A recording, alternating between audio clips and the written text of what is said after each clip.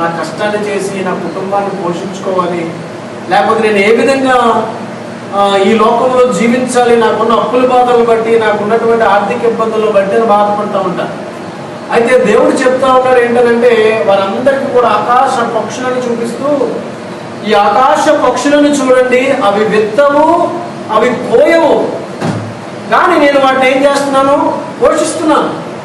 అలాగుననే మీరు వాటికంటే శ్రేష్ఠులుగా నా చేత చేయబడ్డారు కనుక మీరు భయపడవలసిన అవసరం లేదు. వాటిని పోషిస్తున్నటువంటి నేనే మిమ్మలను కూడా నేను పోషిస్తాను. ఈరోజు మనందరం కూడా ఉద్యోగాలు చేసుకుంటూ, అయితే దేవుని పరిచయం చేస్తూ ఇలాగ మనం చలిస్తున్నామని అంటే కేవలం ఆయన ఇచ్చినటువంటి ఆరోగ్యం, ఆయన ఇచ్చినటువంటి ఆరోగ్యము, ఆయన ఇచ్చినటువంటి బలము, ఆ బలాన్ని బట్టే మనం ఏం చేస్తున్నాము, దేవుణ్ణి ఆరాధించగలుగుతున్నాం. ఆయన కృపను బట్టి మనం ఏం చేయగలుగుతున్నాం, చలించగలుగుతూ ఉన్నాం. ఈరోజు ఆయన లేకపోతే మనం ఏమి చేయలేం. ఈరోజు ఆయన కానీ మనల్ని జ్ఞాపకం చేసుకోకపోతే మనం ఈ విధంగా ఉండలేం. అందుకే భక్తులు అన్నాడు, అయ్యా నేనైతే నీ కృప యందు ఏం చేస్తానంటే నమ్మిక ఉంచి ఉన్నాను.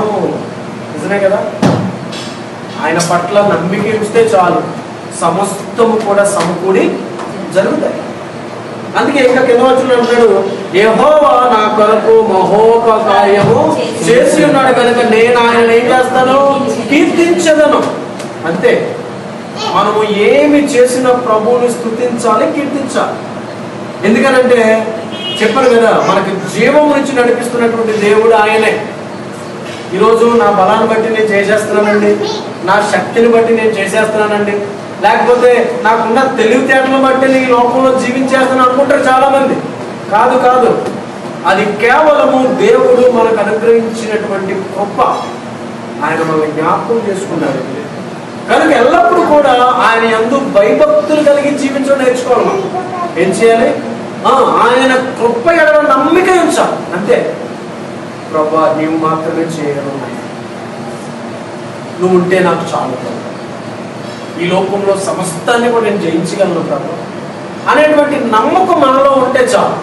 ప్రభు మన కార్యంలోనికి వచ్చి, మన పరిస్థితుల్లోనికి వచ్చి ఆయన ప్రతి విషయాన్ని మనకు ఆశీర్వాదకరంగా మార్చాలి.